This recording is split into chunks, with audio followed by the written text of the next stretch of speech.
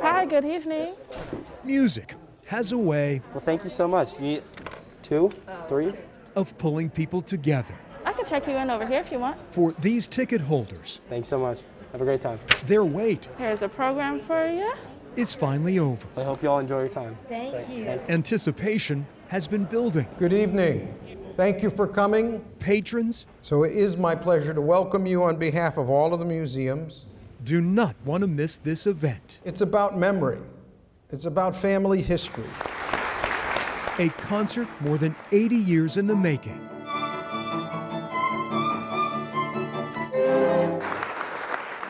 Taking center stage on this night, the instruments.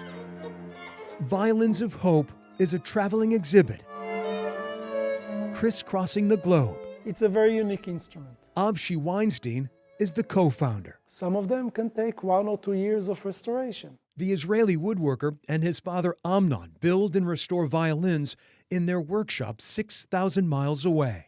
You have to be rather very, very precise. The duo's specialty? Strings with a story. I'm working with violins which are anywhere from few years old up to almost 500 years old. They all have history. Many of these instruments belonged to Jewish musicians in the early 1900s. This is what those people had. This is what they could afford. The good stuff was confiscated. Their violins survived. Many of the music makers did not. We tried to bring them back to life.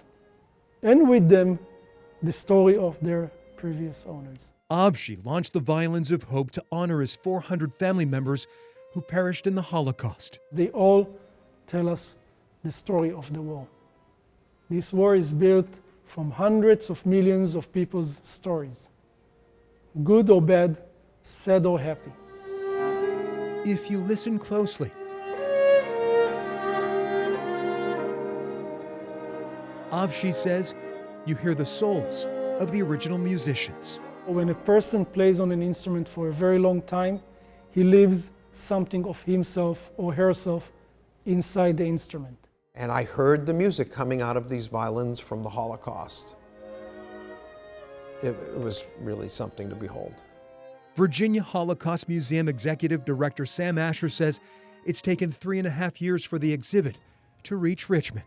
It's one thing for me to look at the instruments, but when the musicians took them, felt them, held them, played them, it was unbelievable.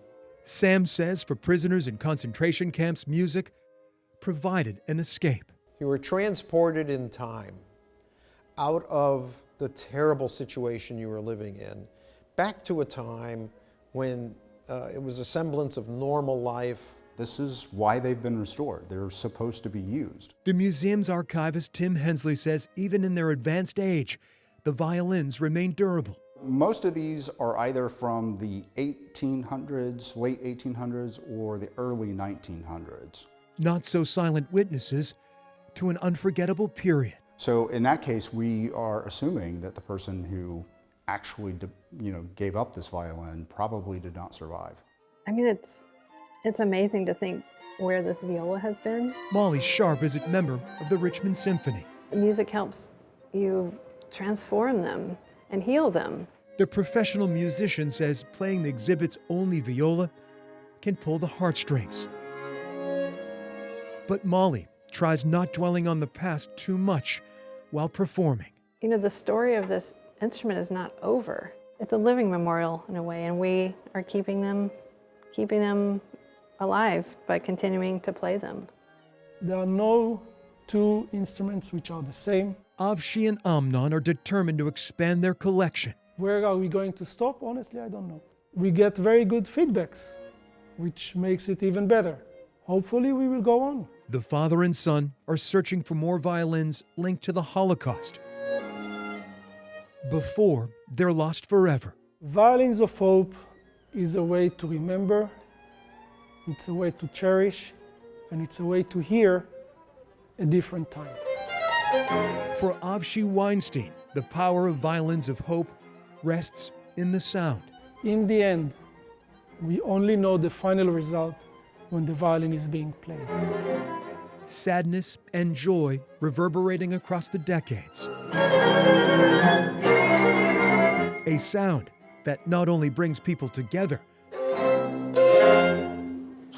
but it can also bring them to their feet.